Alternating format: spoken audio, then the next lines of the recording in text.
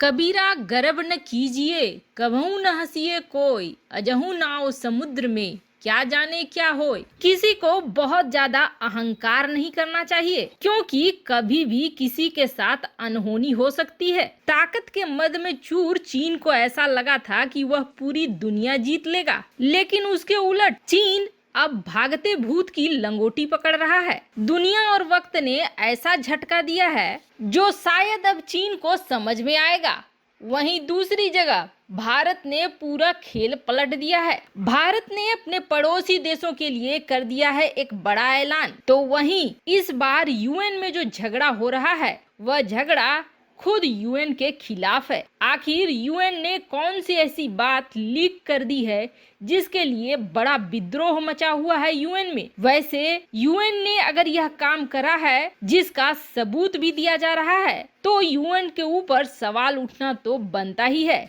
आखिर क्या है मामला, जानेंगे इसके विषय में। इसके अलावा बहुत कुछ, आइए जानते हैं इन खबरों को विस्तार से। पिछले करीब 1 साल से पूरी दुनिया महामारी से त्रस्त है, लेकिन इन सब के बीच वैक्सीन के नाम पर राहत की खबर जरूर आई है। लेकिन चूंकि इन वैक्सीनों का उदय 1 साल के अंदर ही हुआ है, इसलिए लोगों में एक डर है कि किसका इस्तेमाल करें और किसका नहीं करें। वैसे अभी तक अमेरिका, रूस, चीन और भारत, इन 4 देशों ने ही वैक्सीन को बनाने में सफलता पाई है। और वैक्सीन की दौड़ में अमेरिका की फाइजर, रूस की स्पुतनिक, चीन की कोरोना वैक और सिनोफार्म और भारत की कोविशील्ड और कोवैक्सीन इसमें शामिल है। दुनिया चीन के चीजों पर विश्वास ही नहीं कर रही है। ऐसे में चीन तो यह एवं रास्ते से हट गया। अब बची अमेरिका की फाइजर को लेकर कई ऐसे खबरें आ रही हैं जो कि लोगों के मन में और भी ज्यादा संदेह पैदा कर रही है। अब सारी वैक्सीन को जब एक तुलनात्मक अध्ययन द्वारा देखा गया है, तो भारत की 2 वैक्सीनों को छोड़कर बाकी दुनिया के सभी वैक्सीन को लेकर विवाद शुरू हो गया है। भारत की वैक्सीन लोगों के विश्वास पर खरी उतरती दिखाई दे रही है, जिसके कारण दुनिया भर में महामारी के खिलाफ लड़ाई में भारत में बनी वैक्सीन की मांग में काफी बढ़ोतरी देखने को मिल रही है। ऐसे में भारत ने भी निर्णय कर लिया है। भारत के पास Europe, America, Cambodia, Sri Lanka, Nepal, हर जगह से रिक्वेस्ट आ रही है वैक्सीन के लिए। भारत का निर्णय सबसे पहले अपने पड़ोसी देशों को देने का किया है, जिसकी शुरुआत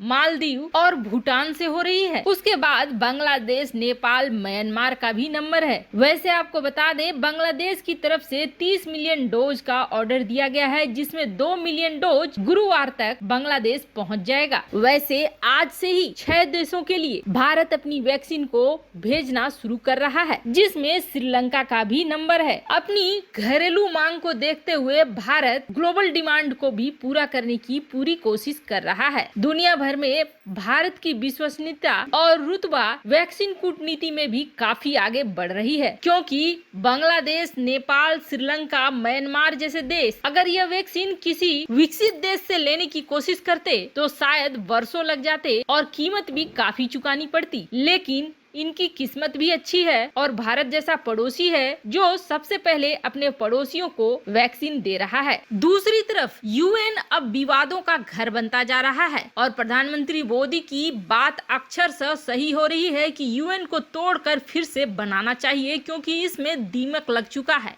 और वह दीमक सबसे ज्यादा लगा हुआ है चीन के नाम का। यूएन की एक कर्मचारी ने एक ऐसा बड़ा खुलासा किया है जो कि पूरी दुनिया भर में तहलका मचा रहा है यूएन के बारे में। दरअसल चीन में उइगर मुसलमानों का क्या हाल है यह पूरी दुनिया को पता है, और चीन कितनी सख्ती से अपने देश में उइगर मुसलमानों और हांगकांग का मामला हैंडल कर रहा है वो भी दिखता है। चीन में अगर ज्वलंत मुद्दे कुछ हैं तो उनमें हांगकांग, तिब्बत और उइगर मुसलमानों का मामला है। संयुक्त राष्ट्र उच्चायुक्त मानवाधिकार यानी कि OHCHR, यह संयुक्त राष्ट्र संघ का मानवाधिकार वाला भाग है, जिसमें मानवाधिकार से संबंधित मामले आते हैं। वहां पर कर्मचारी के तौर पर इम्मा रैली काम करती हैं और ये ह्यूमन राइट्स की वकील भी हैं। इन्होंने एक बड़ी चीज उजागर कर दी है। वैसे तो पूरी दुनिया यूएन और चीन के रिश्ते को संदेह से देखती आई है, क्योंकि यूएन में चीन का बहुत ज्यादा प्रभाव बढ़ चुका है।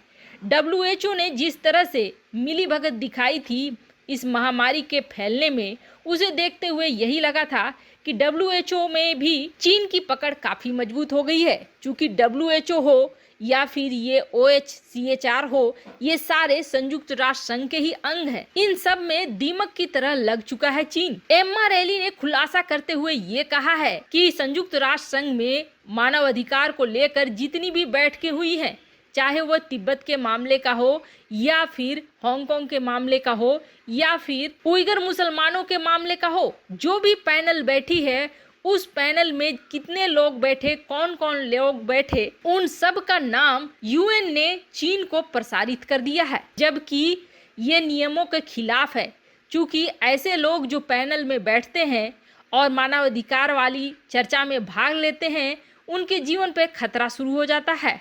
और चीन ने पैनल में बैठने वाले सारे लोगों के नाम की मांग की और संयुक्त राष्ट्र संघ के द्वारा वो दिया गया है। यूरेशियन टाइम्स में छपी इस खबर के हिसाब से एम्मा रैली ने इसके जवाब में सबूत के तौर पर दिखलाया है उन ईमेल्स को जिसके जरिए चीन के अफसरों को जवाब दिया गया है और बतलाया गया है कि पैनल में कौन कौन था। हालांकि संयुक्त राष्ट्र संघ की मानवाधिकार शाखा से जब इसके बारे में पूछा गया तो उन्होंने इन आरोपों से इनकार किया है, लेकिन संयुक्त राष्ट्र संघ के कर्मचारियों द्वारा प्रेस विज्ञप्ति द्वारा कुछ इंटरव्यू और कुछ ईमेलों से पता चल रहा है कि संयुक्त राष्ट्र संघ ने कई चीनी कार्यकर्ताओं और कुछ विरोधियों के नाम, जिन्होंने पैनल में चर्चा में भाग लिया था, चीनी सरकार को भेजा है। हालांकि एम्मा रैली को अब यह डर लग रहा है कि उनकी नौकरी जा सकती है। उन्होंने ट्विटर पर यह लिखा भी है कि उन्होंने चूंकि संयुक्त राष्ट्र संघ की गतिविधियों में चीनी दखल होने का मामला उजागर किया है,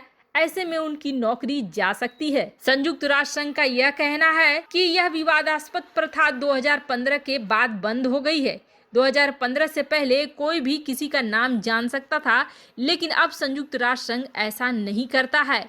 लेकिन तर्क अपनी जगह हैं और सबूत अपनी जगह हैं। कहा तो ये भी जा रहा है कि कई बार उइगर कार्यकर्ताओं के साथ ऐसा हुआ कि वो पैनल में भाग लेने जा रहे थे, लेकिन उन्हें पकड़ लिया गया, गिरफ्तार कर लिया गया या फिर उन्हें पहुंचने ही नहीं दिया गया। क्या आपको भी लगता है कि UN को तोड़कर फिर से बनाने की जरूरत है? कमेंट कर अपनी राय जरूर बताएं। जल्द मिलते हैं अगले वीडियो में नई खबर के साथ।